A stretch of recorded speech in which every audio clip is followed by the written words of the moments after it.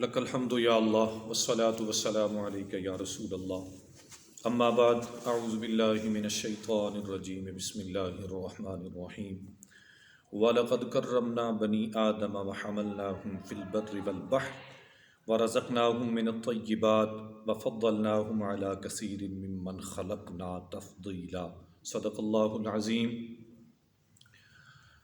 معزز سامعین و ناظرین، آج دوبارہ پروفیسر قاری جمشید عزیز قادری چشتی اپنی ٹیم کے ساتھ آپ کی خدمت میں دوبارہ حاضر خدمت ہیں، اور آج ہم آپ کے لیے ایک نیا پیغام لے کے آئے ہیں۔ یقیناً یہ نیا تو نہیں، لیکن انداز بدل جاتے ہیں۔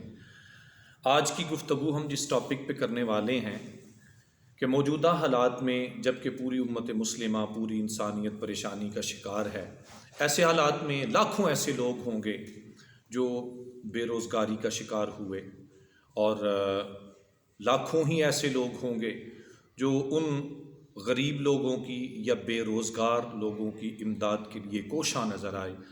اللہ تعالیٰ اس کی بارگاہ میں التجا ہے، الہ العالمین جو کوشش کر رہے ہیں اپنی جناب سے ان کو اس کا اجر عظیم عطا فرمائے۔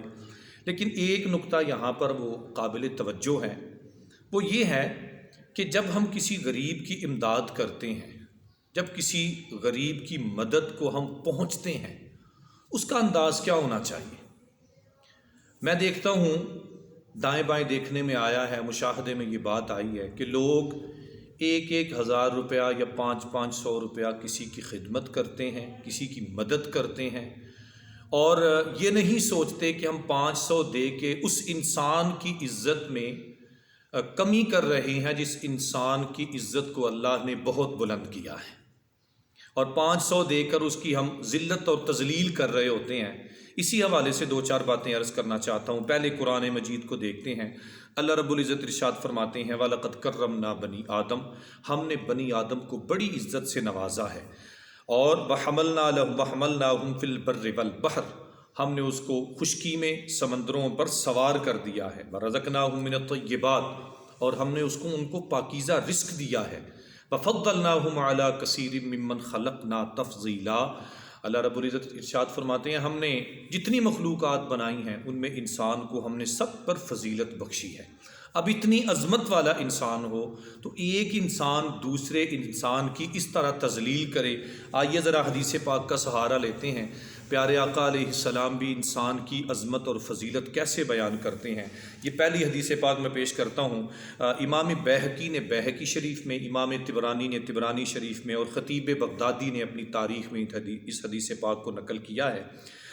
عن عبداللہ ابن عمر رضی اللہ تعالیٰ عنہما قال قال رسول اللہ صلی اللہ علیہ وسلم ما من شیء اکرم علی اللہ تعالی من بنی آدم یوم القیامہ قیل یا رسول اللہ ولا الملائکۃ المقربون قال ولا الملائکہ او کما قال علیہ السلام۔ اب اس حدیث کو سنیں گے تو آپ اپنے آپ پہ ناز کریں گے کہ اللہ تیرا شکر ہے تو نے ہمیں انسانوں میں پیدا کیا ہے۔ حضرت عبداللہ ابن عمر ارشاد فرماتے ہیں کہ نبی علیہ السلام نے فرمایا اللہ پر انسان، اللہ کی بارگاہ میں انسان سے زیادہ عظمت والی کوئی چیز نہیں ہے، دنیا میں بھی اور قیامت کے دن بھی۔ تو صحابہ بول پڑے، کہتے ہیں یا رسول اللہ کیا فرشتے بھی انسان سے عظمت والے نہیں ہیں؟ تو اللہ کے رسول نے فرمایا ولا الملائکہ، فرشتے بھی انسان سے فضیلت نہیں لے سکے۔ اب دیکھیں اللہ کے وہ فرشتہ جس فرشتے کا ہم زمین پہ بڑے ادب سے نام لیتے ہیں، اس فرشتے کو بھی عزت نہیں بخشی گئی۔ آج کا انسان کیا کرتا ہے؟ اس کی تذلیل کر رہا ہے۔ اور دیکھیں قرآن پاک نے جو انسان کی پر احسان کرنے کے بارے میں قرآن پاک نے یہاں پر کیا ارشاد فرمایا، 3 پارہ میں پڑھ رہا ہوں۔ اللہ رب العزت ارشاد فرماتے ہیں یا ایھا الذین آمنوا لا تبطلوا صدقاتکم بالمن والاذی کالذی ينفق مالہ رئاء الناس، فرمایا اے ایمان والو اپنے صدقات کو احسان جتلا کے اور کسی کو تکلیف پہنچا کے ضائع نہ کر لیا کرو۔ اس کی مثال ایسے ہے الذی ينفق مالہ رئاء الناس ولا یؤمن باللہ والیوم الآخر، جو بندہ اپنا مال لوگوں پہ خرچ کرے لوگوں کو دکھلاوے کے لیے، وہ نہ تو اللہ پر ایمان رکھتا ہے اور نہ آخرت پر ایمان رکھتا ہے۔ پھر آگے اللہ رب العزت نے ایک مثال دی، فرمایا فمثلہ کمثل صفوان، اس کی مثال ایسے ہے جیسے ایک پتھر ہو اور اس پتھر پر مٹی ہو، پھر اس مٹی کو بارش جب آتی ہے تو وہ اس مٹی کو بہا کے لے جاتی ہے۔ اللہ نے فرمایا تمہارے اعمال بھی ایسے ہی ہیں، جب نیکی کرتے ہو تو کسی کو جتلا دیتے ہو، کسی کو تکلیف پہنچا دیتے ہو، کسی کی تذلیل کرتے ہو، تو گویا وہ تمہارے اعمالوں کی مثال ایسے ہی ہے جیسے پتھر پہ مٹی ہو، بارش آئے اور بہا کے لے جائے، اسی طرح تمہارے اعمال ضائع ہو جاتے ہیں۔ اور دیکھیں اس پہ حدیث پاک بھی سنیں، امام منذر نے ضحاک سے اس کو روایت کیا ہے، کہتے ہیں من انفق نفقتا ثم من بها او آذى الذي اعطاه النفقة حبط اجره، جس آدمی نے ایک پیسہ کسی پہ خرچ کیا، ثم من بها، پھر اس کو جتلا دیا، یا اس بندے کو کسی سر و صورت میں تکلیف پہنچائی، تو فرمایا حبط اجرہ، اس کا سارا اجر ضائع ہو جاتا ہے۔